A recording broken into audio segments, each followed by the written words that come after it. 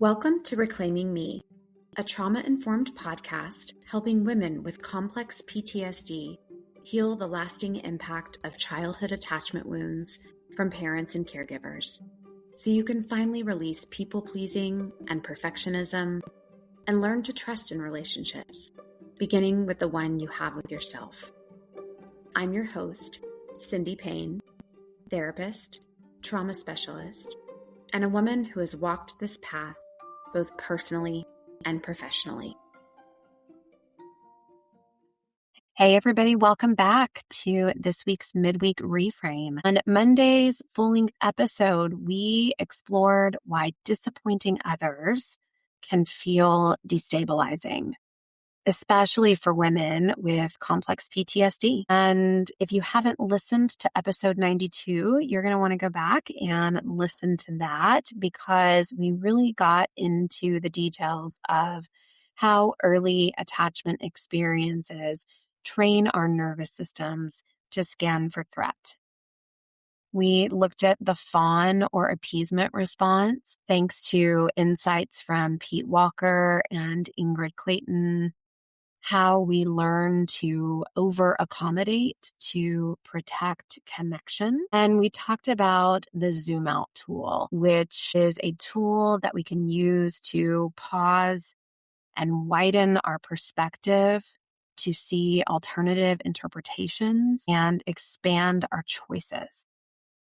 So if you tuned in, you might remember the story I shared where a friend had asked something of me that I just did not have the capacity for. And my body screamed to explain, to justify, and to over-apologize.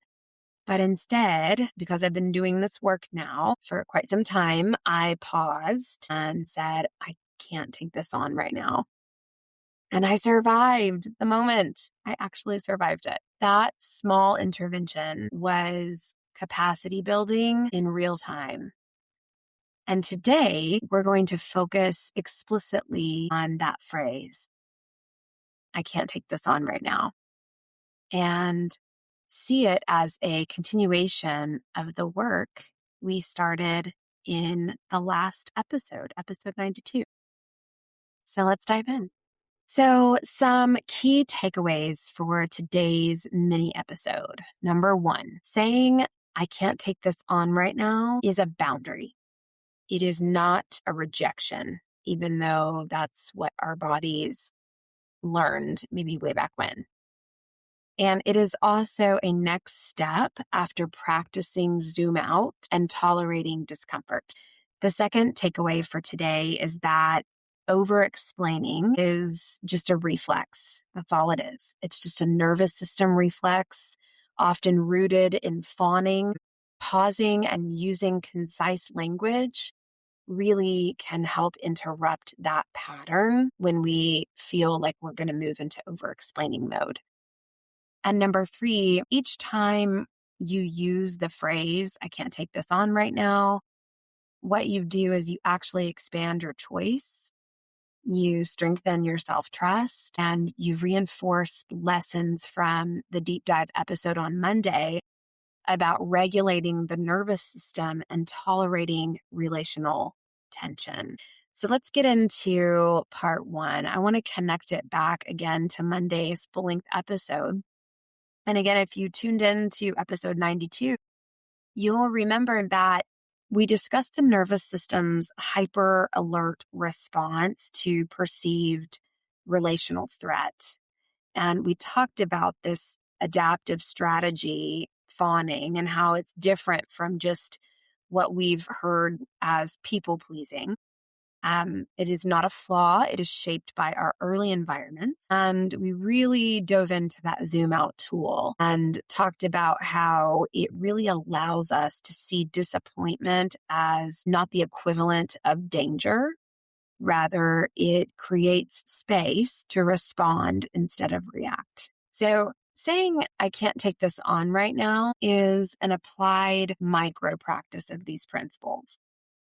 So instead of over-explaining which I'm sure all of us have done at one point or another. Like, let me tell you all the reasons why it won't work out. I've got this going and got that, like the justification that we do, or apologizing excessively. I'm so sorry. I can't do that for you. I feel like such a bad friend, and on, right? Or trying to smooth things over. So if I have to say no, then I'm going to offer you something else to make up for it, right? This phrase, I can't take this on right now. What it does is it really, first of all, I love it because it keeps it focused on you and not the other person. So you're just basically talking about like your own capacity. Like, I just don't have the capacity for that right now. It allows you to pause that reflex again and really protect your boundaries. So, for instance, if you've said or made the commitment to yourself that you're not going to make commitments on Fridays because you know that after a long work week, you're just spent and you can't do it. It's not good for you. That's going to be your chill night where you just sit on the couch and surf your phone or watch TV or whatever. Like, you get to protect that boundary because that was an agreement that you made with yourself earlier on. And saying, I can't take this on right now, it also tests your nervous system's ability to tolerate minor discomfort, because I'm sure you guys have had that experience where you've said no and then the other person pushes the boundary. Come on, like, it's not going to be that late. Like, you don't want to miss out, right? Like, all the things that we hear, kind of the guilt trippy stuff. But in order to practice tolerating minor discomfort, we actually have to stick to it, right? I can't take this on right now. Man, I'd love to. Sounds like so much fun. I can't take it on right now. So think of it as a practical small step extension of Monday's capacity building. And I want to talk just briefly about why over explaining persists. So even after practicing the zoom out or the reflection, your nervous system might scream still to explain or justify.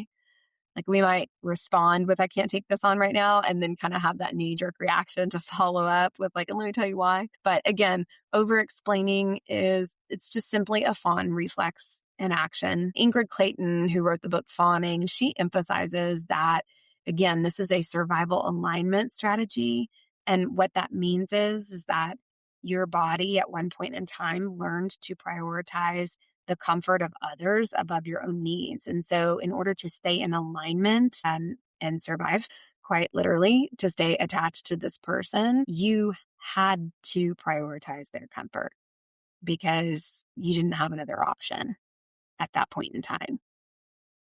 And your system is also scanning, right? So if I don't explain, like, the connection might break, I might be rejected. But here's a link to Monday's episode. Just as the zoom out tool lets you widen perspective and tolerate relational tension, saying, I can't take this on right now, is a behavioral anchor. It is a micro step to practice regulation in real time. So instead of trying to reason or justify or persuade, you are now testing a new neural pathway in your brain. And that's really kind of cool when you think about it like that. It's like you're laying a new road down. And the road says that, yeah, discomfort can exist. And guess what? You'll survive it. And we're forging a new path now. And so I want to walk you through how I do this live so that you can hear it and feel it and maybe even imagine doing it yourself. And so earlier this week, a colleague in which I share office space with had emailed me about making a commitment to get together for dinner. And normally my reflex would be like, yes, sure, absolutely. Sounds great. When and where, without even like checking my own calendar, because again, wanted to be agreeable, wanted to be a team player. But yeah, normally that was what my reflex would be. And then I would follow with a paragraph explaining my timeline and apologizing for any delays or any, minor inconveniences where we would have to reschedule, and maybe even softening the refusal. But it just wasn't going to work for me with all that we have going on in this season of my life right now. So instead, I paused, I noticed my body, I chest was feeling that tightness that it does, right? A little heat in my shoulders, a little nervous flutter. I felt the reflex wanting to over-explain. And I said to myself, wait, I don't have to smooth anything over. I don't have to justify.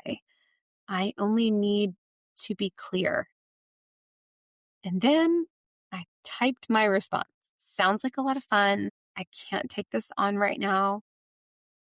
Let's look at the next month. February is already screwed, right? Let's look at March because that feels better for me. Now I'm not going to like jump right in and start, sending them all these dates where I'm available. It was just like, let me pause. Let me get honest. I can't take this on with the remaining days in February. I do want to be in community with them. They're lovely. We've been together for many, many years in this office space, but it's nuts right now. Let's look at March. And immediately my body registered a mix of discomfort and relief. The urge to explain kept nudging at me, but I let it exist without acting on it. So I didn't smooth it over. I didn't over apologize. I didn't try to force something to work in my calendar. I just hit send. And here's an important note that sometimes the other person might not receive it perfectly because they might be used to a certain version of you. They could be frustrated or surprised. That's not bad. It's just normal. It means that you're just showing up in a different way now. And it doesn't mean that you did anything wrong. Because right now, our focus is on practicing the pause, noticing your nervous system, and asserting your boundary. So the key takeaway is that you can survive the discomfort, maintain your integrity, and reinforce the nervous system learning that we started on Monday. We'll explore how to navigate pushback more deeply in future episodes, but for right now, just practice and notice. And I want to start to wrap this up today by helping you reframe discomfort. So your nervous system after listening to this might still be protesting. Well, but they'll be upset. I'll explain more. I should explain more. This is that survival reflex in action again. And so what I encourage you to do, if that's what your nervous system is saying to you, is use Monday's zoom out tool. See if you can observe the story your system is telling and maybe ask yourself, what is actually at stake here? Can discomfort exist without catastrophe? And is my boundary safe to hold? And every time you tolerate minor discomfort, again, you're training your nervous system to expand capacity. So just to review today, our 3 key takeaways. Saying that I can't take this on right now is a concise, safe boundary. It is a micro application of the zoom out tool, and it is capacity building from Monday's episode. Number 2, over-explaining is a fawn reflex. Pausing interrupts it and builds self-trust. And number 3, each practice moment rewires your nervous system and demonstrates that discomfort is survivable. Relationships can remain intact, and you can respond from choice and not reflex. Remember, your nervous system is learning new patterns. Each time you say, I can't take this on right now, you are growing in self-trust, you are growing in emotional regulation, and you are growing in real-time boundary setting. And you are building directly on Monday's work, moving from survival alignment to intentional embodied response. Your care, your kindness, and your connection do not require over-explaining. Even if discomfort arises, you are practicing freedom in action, small moment by small moment. And that is growth, and it is regulation, and it is resilience. I hope you'll join me next Monday for another full-length episode. Thank you, and have a wonderful rest of your week. Thank you for spending this time with me today. I hope you leave feeling a little lighter, a little more grounded, and a little closer to trusting yourself and your inner experience. If this episode resonated with you, please follow or subscribe so future conversations can meet you when they're needed. And if someone came to mind while you were listening, consider sharing this episode with them. that's one of the ways this work reaches the people who need it the most. You can find me on Instagram at Cindy Payne Rooted, and you can also visit me at cindypayne.com, where you'll find all episode links, blog posts, practice updates, and a free people-pleasing style quiz designed to help you notice your patterns with more compassion. And remember, every small step towards healing, self-trust, and presence matters. You are worthy of this journey. Thanks, everyone.